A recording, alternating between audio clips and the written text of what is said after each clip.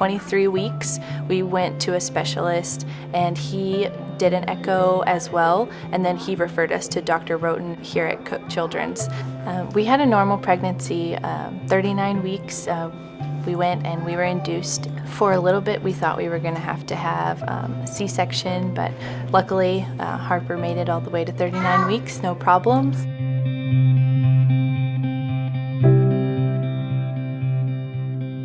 And Dr. Roten was the one who told us about Harper's HLHS diagnosis. She explained what hypoplastic left heart syndrome was to us. We were really clueless as to what it even meant. As a heart defect, we had just no idea what Harper's heart would look like, what her life would look like, and everything just sort of changed.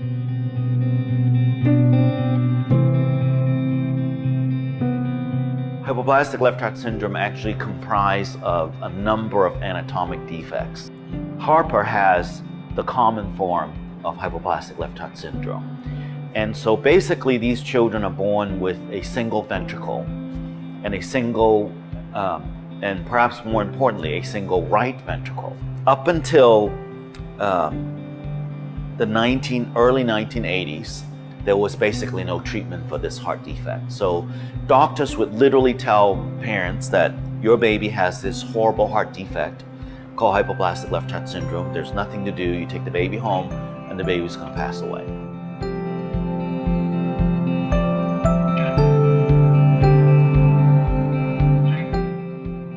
Dr. Norwood did his pioneering work around 1980.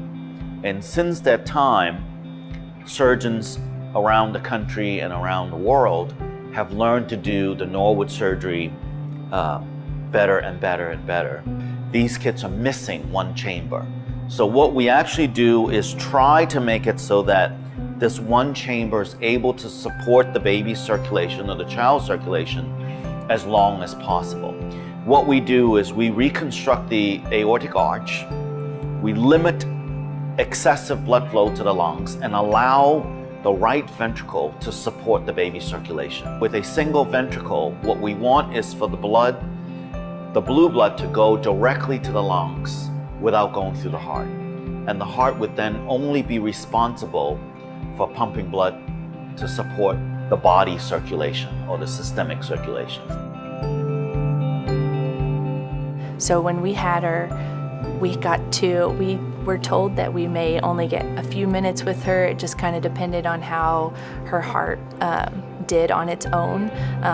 And so like once she was disconnected from me, her heart had to do it all. And so it just was gonna be up to her how long we got to hold her and love on her before she went away. We ended up getting like 30 minutes and she did great on her own, and all the grandparents got to come in and see her. I was recovering at Harris, so they gave me a room at Harris, and I basically just went there to be checked on and made sure I was doing okay, and then they would wheel me back over to the NICU so I could be with Harper.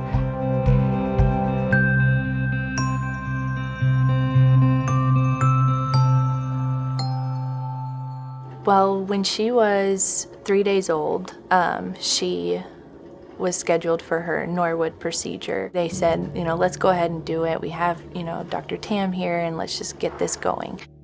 Often, very quickly after birth, the lungs tend to have too much blood flow, which places more stress on the right ventricle, and really almost to the point where the body doesn't get enough blood flow.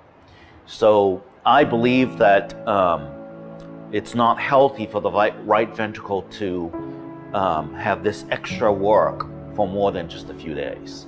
The very first surgery has to be done in the newborn period because the baby has so-called ductal dependent circulation.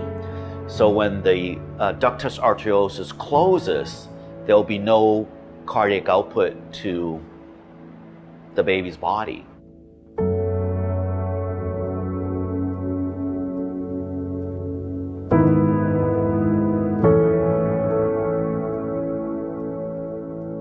Her Norwood procedure went amazing. As far as we heard from Dr. Tam and everybody, she did fantastic. She just went through everything just really, really, really well.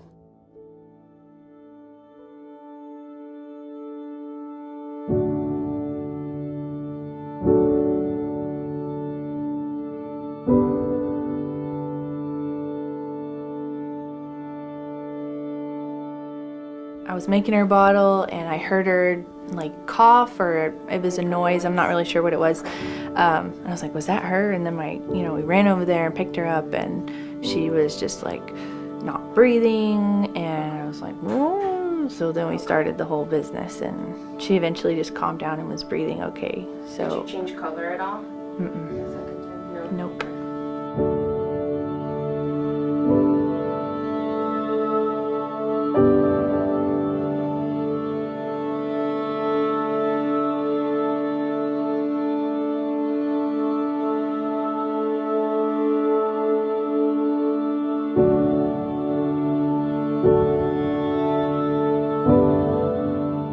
We had a heart cath scheduled for August 24th, and her oxygen saturation started going down at home. Dr. Roten was like, why don't we come in, let's schedule a heart cath. We were admitted through the ER, and so she was on oxygen for 4 days until the heart cath. Once the heart cath happened, she still needed to be put on oxygen for a day, and then the next day, oxygen saturations were in the 80s. We were sent home not on oxygen, and everything was fine, and so that was really a miracle in itself.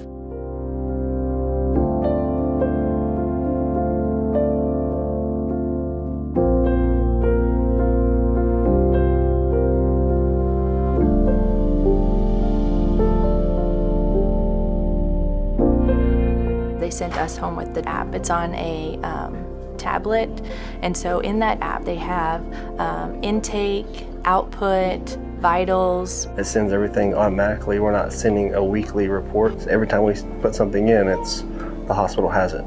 It's almost like a little short visit, because they'll call if we have an issue and they'll talk to us. We talk to nurses all the time.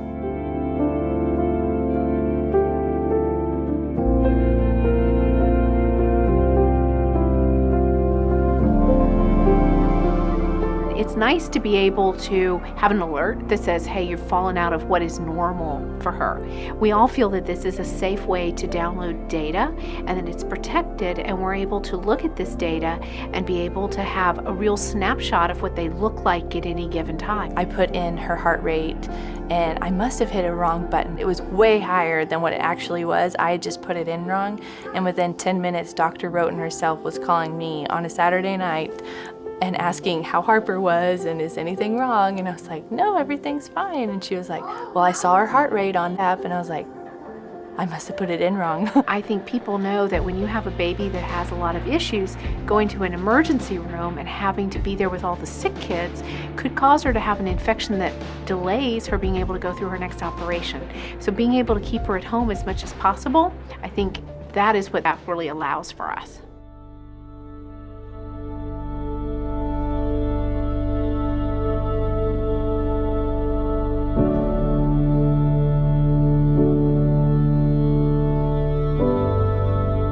There are 2 additional surgeries. The second surgery typically is when the kids are anywhere from 4 to 5 or 6 months of age, and that surgery is called the bidirectional gland or TEMI Fontan, where we connect the superior vena cava directly to the lung arteries, so that blue blood coming back from the upper extremities and the head would then become the main source of blood flow to the lungs.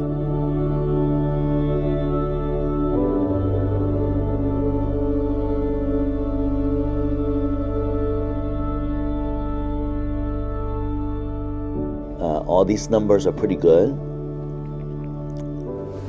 This says that her oxygen level, so this QPQS is actually an estimation of how much blood is going to the lungs versus the body. So actually, according to these calculations, it was 1.48, almost 1.5 times more blood going to the lungs, which is good. Yeah, and so her heart function, all that seems to be good.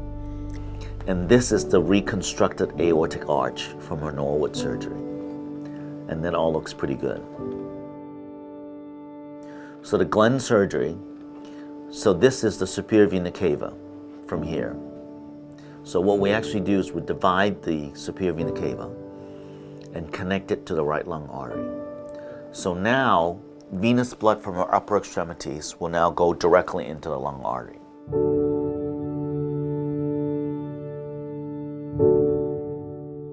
it's really hard to send, your baby into surgery, but knowing kind of the way they handle things here helped us get ready for this.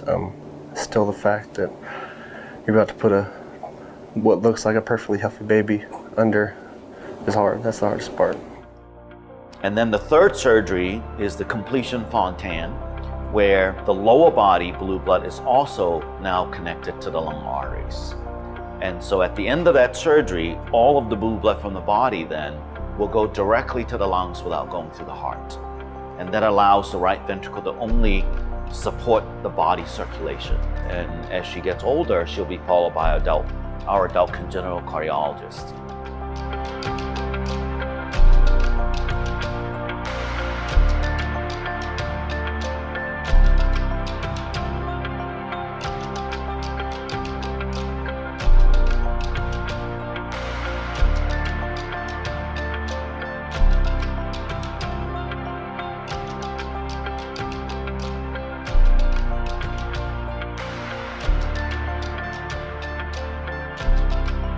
About 90% of these kids are surviving. Now, having said that, they have a list of complications that the average patient doesn't have, and they include learning disabilities and issues in school. Having a child go through 3 major open heart surgeries before you're 3 years of age is a lot. At Cook, we have something we call our NEST clinic, which is something that she's involved in, where we're looking at how we are getting brain development. Are we meeting our milestones? Clearly, we started off behind. When you're in the hospital for 6 weeks, you do delay what they do. So are we catching up appropriately? Are there things that we should be doing to help them?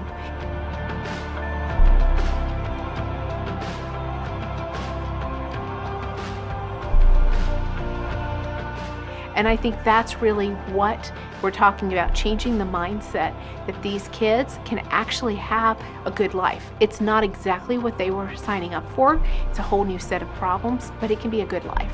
We're so blessed to be, for Harper to be born at this time, and so that she has that chance. You feel like your baby is their baby. They do just make you feel like family here.